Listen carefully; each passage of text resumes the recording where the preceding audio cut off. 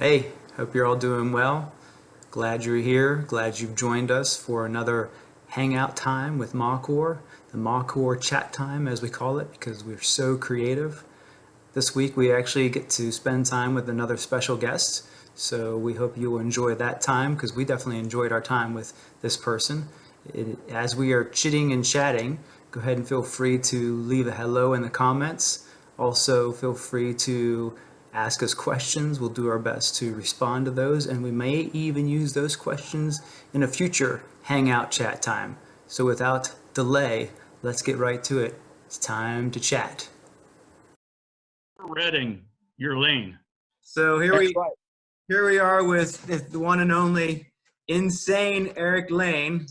And somehow, how in the world did you get? I mean, I could guess many times how you got the name Insane, but is there a specific time and place where this happened?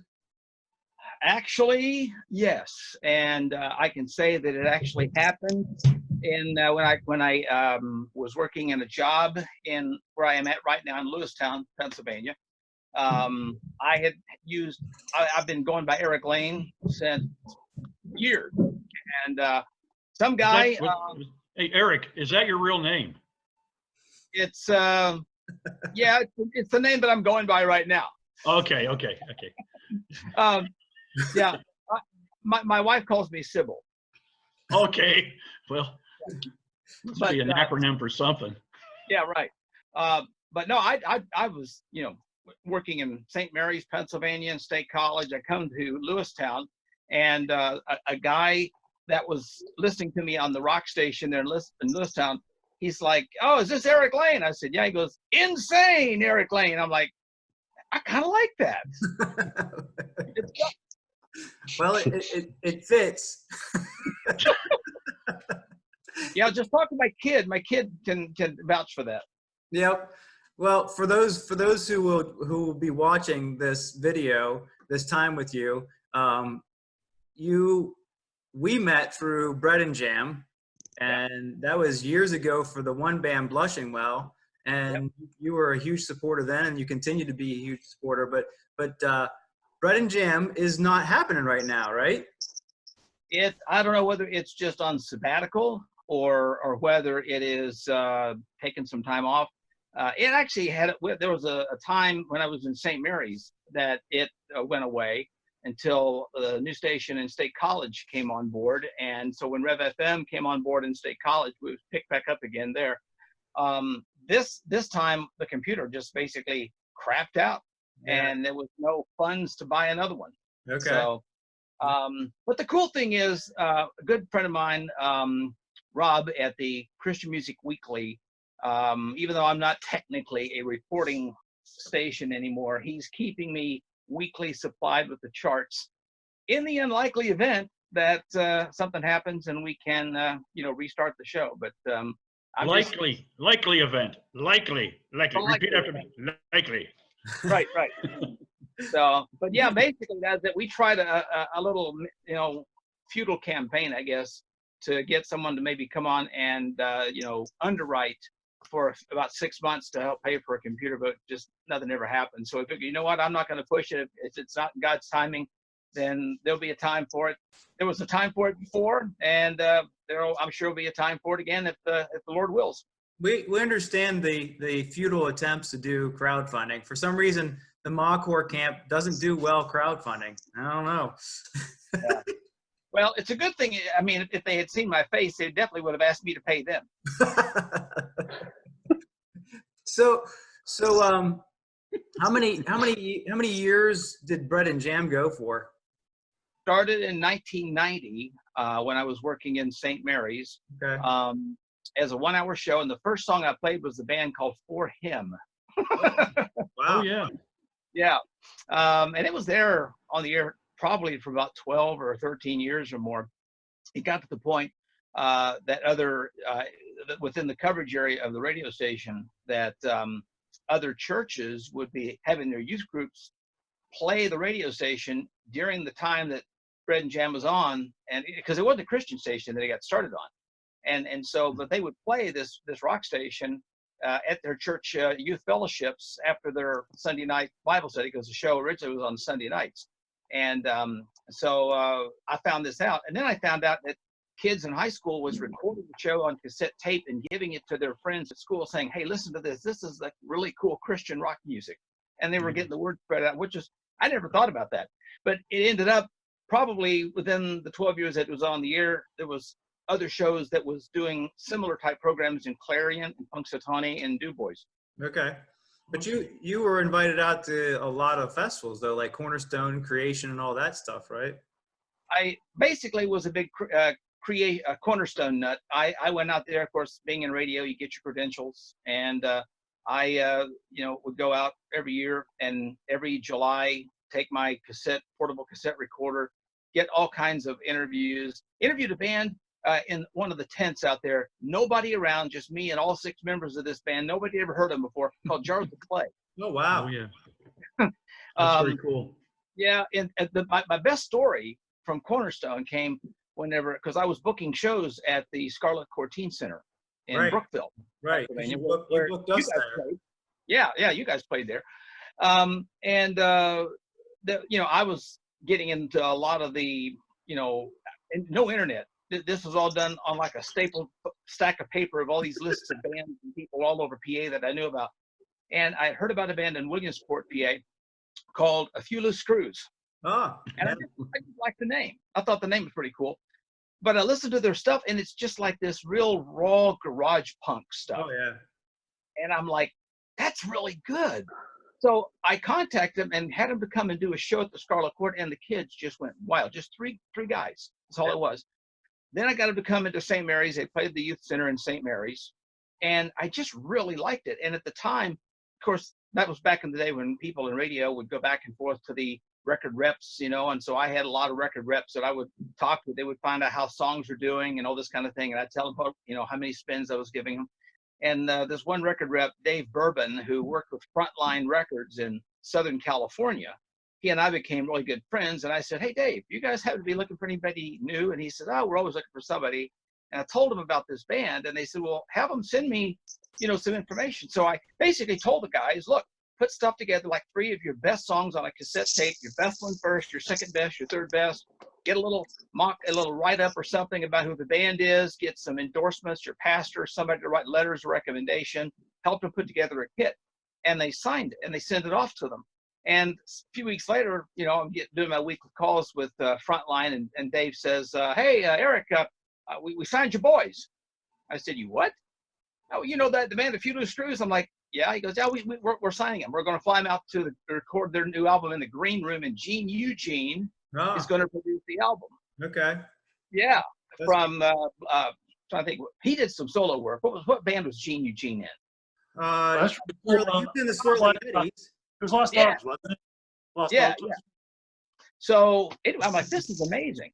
So that summer, I went to Cornerstone, and of course, they were going to be on the Frontline new band stage. Right. So I show up at their table, and just one of the guys was there. The leader of the band was out running around, but when he finally came back to the tent and saw me, because they had sent me the actual finished product, the finished CD, and it just sounded amazing. Gene Eugene just did a miracle with these kids. and most producers do. Yeah, and so, but here's the kicker. See, whenever these bands would come in, I had these kids come in, before all this happened, to be a guest on Bread and Jam in St. Mary's. It was a 3-hour show then, and it was the most unstructured, pandemonic show I've ever done. I mean, we had a pizza delivery right in the middle of the show. The guy came in, we put the pizza delivery guy on the air. They wrote a song on the fly when they were coming from Williamsport to St. Mary's about a girl named Sally, and they played it with a bongo drum and something else. It was just crazy stuff. I mean, the most unpredictable show ever. It just sounded like, who's in control here in the insane asylum? Okay. I recorded all the show. I always would record the shows for the bands and give them a copy, so they would have a copy of it. So I knew the band had this thing. Well, when I got the CD, it was delivered from Frontline, so I had a chance to listen to it before I went to Cornerstone. I'm listening to this thing. I'm like, this is just a great produced album. Then, of course, they have the bonus tracks. And so I'm listening to the bonus tracks, and I suddenly hear my voice. And I'm like, what? They had taken that 3-hour show and scoped it down to 8 minutes of pure insanity Yep. and put it as a bonus track. Of course. That's awesome. This is crazy. So when I saw them at Cornerstone, the guy comes and he goes, hey, did you get our CD? I said, yeah, I did. It was really good. I really like it. He goes, did you listen to it? I said, yeah, listen. He goes, did you listen to all of it? I said, yeah, I listened to all of it. He had this sheepish grin. He goes, well, what do you think? And I said, well, that's what I'm here for. I'm here to get my money. And they weren't sure whether I was serious or not. So I had a lot of great fun at Cornerstone. I went to 1 or 2 creation festivals when Rev FM went on the air, and it was a letdown. Yeah. It was like, going from a Pentecostal church to a landmark Baptist church. Right. I only went to creation 1 year, and that's when they had One Bad Pig. And so Excellent. I had to go for that. And that's when Kerry Womack, he fell off the stage. Yep. He just cried the rest of the song, and he prayed. He's like, God, I'm in pain. Please help me. This hurts badly. And then they never booked him again, right? What's that? And then they never booked the band again, right? No. And they even had Roger Martinez there he was the pastor of the stage that year. That was the year before he went back to whatever he went back to.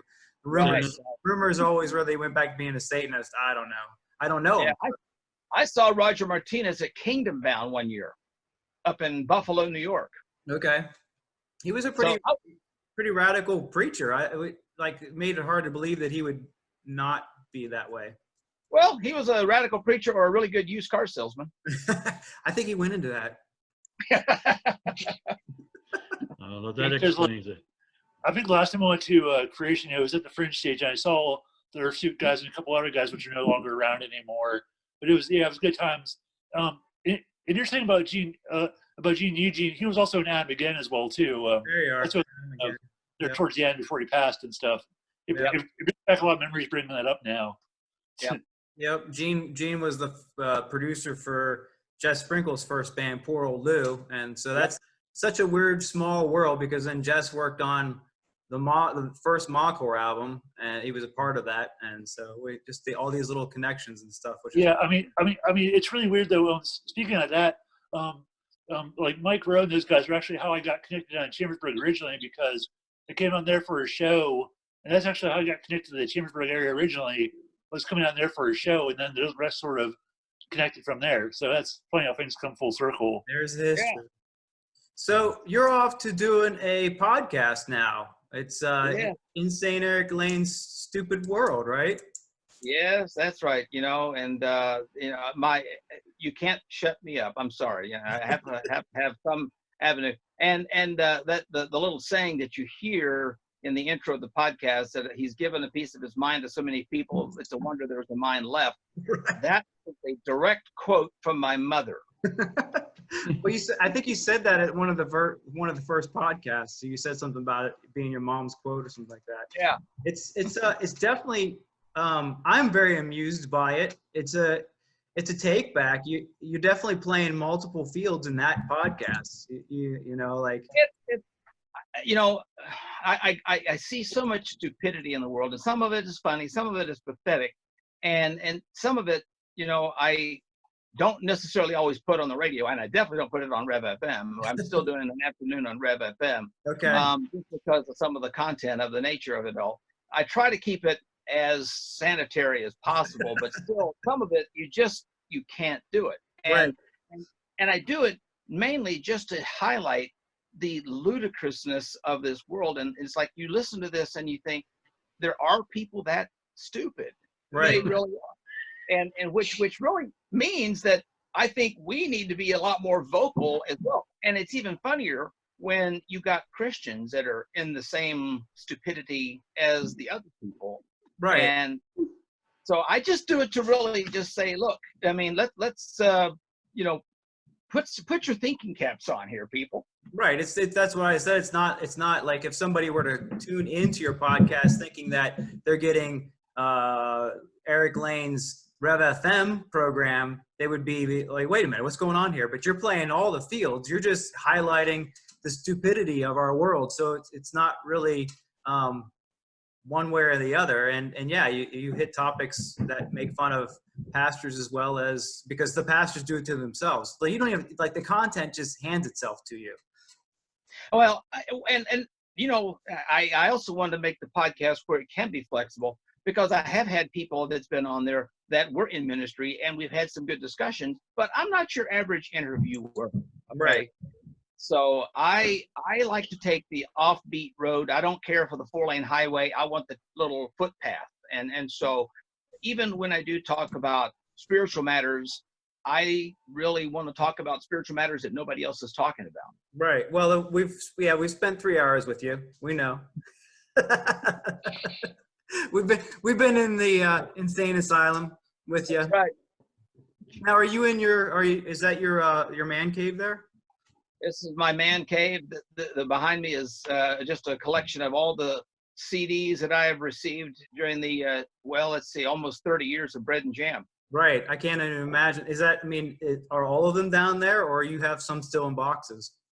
Oh, that's all of them, pretty much. I mean, and it's wall to wall, top, back, front to back, top to bottom. And what you're not seeing is the probably 450 vinyl pieces I have on the other side of the room. It's crazy. It's crazy. Yep. So back to Cornerstone. That Cornerstone would answer Jeff's question that he has for you if he asks it. Look, I'm in the same boat kind of as a lot of people are. You can't lose your mind because you don't have one. But when you're looking at Cornerstone, or you're looking at the highlights of your life, what might have been one of the bigger surprises in maybe somebody that you met that you thought was either bigger than life and it became smaller than life? Do you have a surprise like that happen to you? First thing that comes to my mind will be Larry Norman. Okay. That I've always just really loved Larry Norman, and the irony of it all, when I went to my first Creation Festival to help out Rev FM, I was parking my car out in the sticks and toolies, and some little 15-year-old guy was directing traffic, and I was trying to find out, where do you go to get into the main area? He was telling me, and then I'm walking away. He said, "Hey, excuse me, are you Larry Norman?" I'm like, wow, okay. I've been compared to Larry Norman, Richie Cunningham, and the guy that plays bass for Mr. Big. So I guess I've done it all. Huh. But no, Larry Norman, I got to interview him. I would say that was my favorite interview that I did when I went to Cornerstone. And he did an amazing show. And right after he did his show, Bride took the stage. Oh, no. So, yeah. But Larry is back behind the stage doing autographs, and he graciously said, yeah, he'll do an interview. He says, but, can I do these autographs? And he said, if you don't mind waiting. I said, sure, I don't mind. An hour and a half. Well, let's say almost an hour and a half, but it seemed like that. But Bride was playing the whole time, loud, banging and carrying on. So by the time he finished his autographs, I'm thinking, what am I going to ask the grandfather of Christian rock and roll? I mean, this is the moment I have lived for, as I'm thinking about this, because I had so many of his albums. And so here we are. I'm got the microphone of the cassette as close to my mouth as I can. And I'm up, we're like huddled together. And I said, so Larry, how are you feeling? Because, he's had some heart trouble, right? That was my first question. Larry, how are you feeling? And he says, deaf. Go in my car so we can talk. And then when you listen to the show, you hear this click, and it was just total silence. And it's a normal conversation between me and Larry Norman. Okay. But he's just a regular old guy, and I'm thinking this guy, he's some, opinionated rebel rouser, whatever. But the guy just oozed love sitting there talking. That's cool.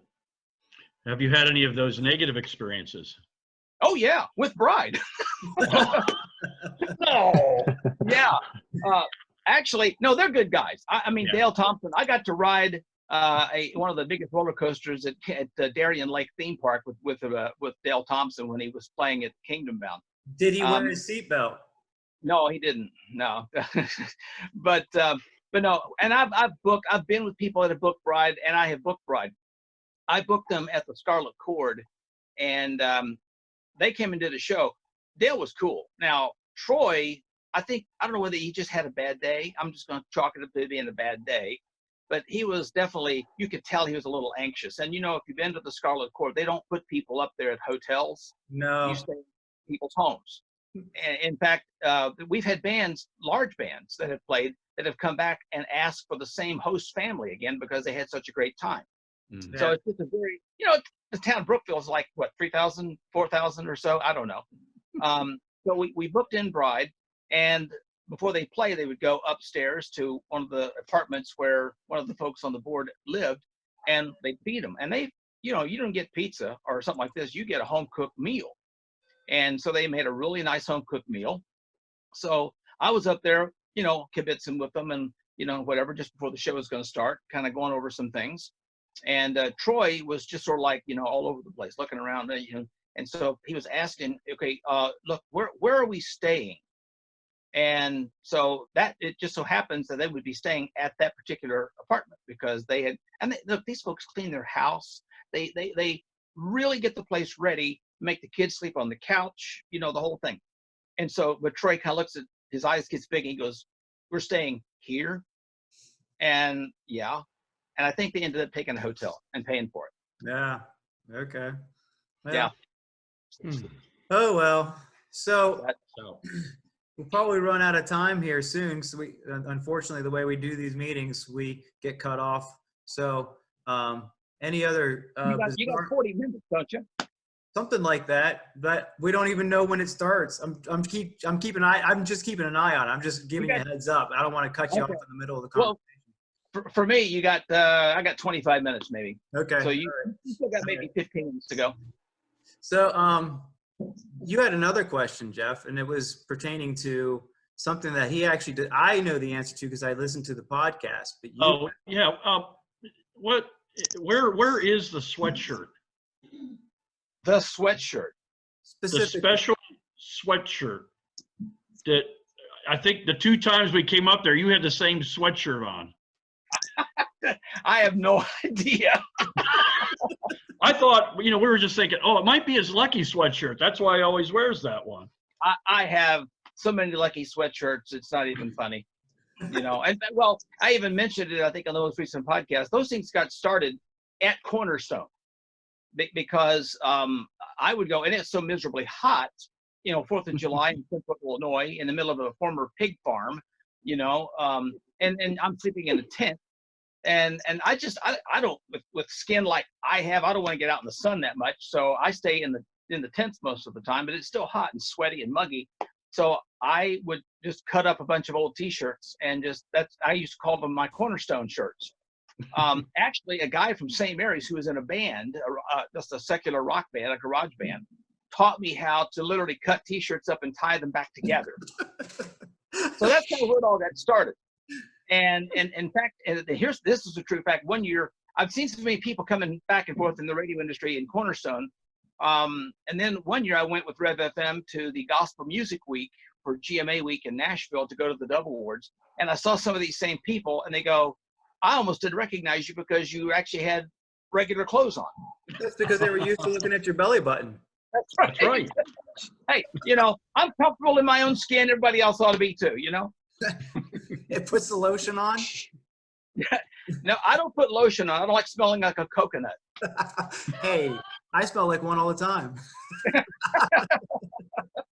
I just put a little lime on it. Yeah, really. He gets that when he walks by cashiers at grocery stores and Lowe's. Every once in a while, someone will go, "Man, you have such pretty eyes, and man, you smell good." Yeah. I don't get any of those comments. Okay. If you got it, flaunt it. That's right. Do it. Hey. Why not? Why not? So, in all of your years of doing radio, because you have a good number of years, is there a specific time frame of music that you would prefer over other time frames? 80s hair metal. Okay. I mean, I could listen to Ken Tamplin forever. He could listen to himself forever too. That's right. But of course the guy. Disclaimer. Yeah. Disclaimer. Ken's a good friend. Yes. Well, I mean, aside from the fact a lot of the times he sounds like he's singing through a vacuum cleaner hose, but I mean, it's still good music.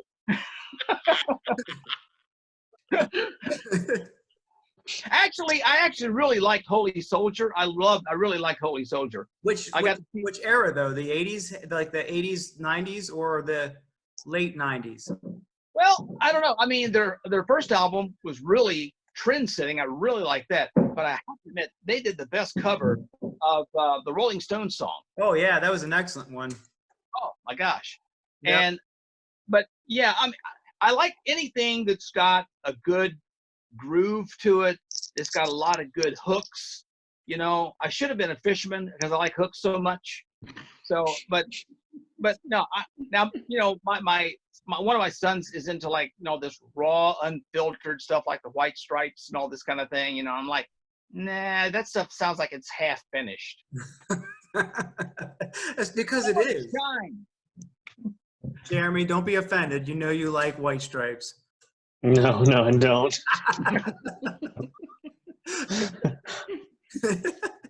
No. I have to admit, I don't like anything they've done or anything he's ever done. I don't know. I don't.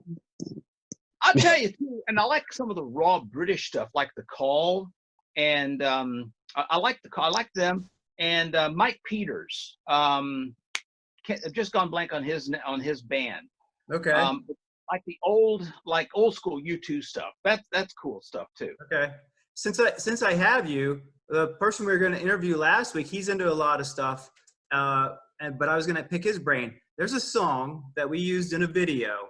We did like this thing called The Exchange. It was a live action video thing where we would have actors come out of the video, and the scene was this guy walking on the tracks that I had videotaped him. And I just found this song, and I cannot figure out who the band is, but if you look up the title, it's not them. He sings "We All Need Love." It's talking about dying alone. Nobody wants to die alone, stuff like that. It's and when you look up "We All Need Love," there's a 1976 song, and then there's a 1980 song, but it's none of these bands. I can't figure it out. Yeah, well, you're asking the wrong dude, man. I'm terrible at trying to do stuff like that. Oh, darn it. We thought that wall there would give us the, It's probably in your collection, I bet. Let me tell you something. I have so many songs going through my head, even I can't keep track of who sings what. I've got to even go through and try to Google it myself. I get like a line going through my head, and I'm like, okay, now I have that song, but I don't know who sang it. I can't remember who sang it. It's just it drives you nuts. Well, it comes with age. Okay, what age though? Because I've always had problems remembering. Yeah. You're Well, born old. Some people are born old, Josh. They're just that way. Right. Actually, my sister says that I've got an incredible memory, but unfortunately, I just can't remember the right things at the right time. You have a great memory, but you can't remember where you put your memory? Exactly. Feel you there with that. Yep. Chris always chimes in. Yeah. Well, It's usually after the video goes down. I got one more thing to say. oh, I thought you were going to say you had another question. Well, I did have a question, and this was kind of important to me. A great place to go. What was really the first Christian song or whatever happened in your life that actually made you interested in Christian music? Like, was it around your salvation or what? I blame a guy. I've been a Christian since like 7th grade, and was listening to Southern gospel as like a young kid. I kind of grew up on that. But a friend of mine, I joined. Well, actually, I started out joining the Canaan Record Club. They had all the Southern gospel songs, and then on the back page of their catalog, they had a page about introducing your teenager to contemporary Christian music. And so I picked up Amy Grant's "My Father's Eyes" and a bunch of other contemporary Christian stuff. Which got me into that. Yeah. And well, then I was talking to a friend of mine in high school, and he says, dude, if you're into that, have you ever heard of the Resurrection Band? And I'm like, the what? So I made the mistake of buying colors from the Resurrection Band, and I have been hooked ever since. That album transformed not only my musical taste, but my whole Christian life, just because Glenn Kaiser, man, that dude is solid. Yeah. Did we when we were at Cornerstone, we went on after Glenn. Glenn was on the same stage we were. I don't know what that tent was, but that was a bizarre time at Cornerstone. we rolled into the Cornerstone and they didn't even have us. They're like, "Wait a minute, are you here? Are you supposed to play?" I'm like, "Yeah." Yeah. I could never live in a community like Jesus People USA, but I have the highest respect for those folks that I could possibly have for anybody. Yeah. They did good stuff. The festival didn't go away because of the Jesus People USA. It's because of the kids of the Jesus People USA. Right.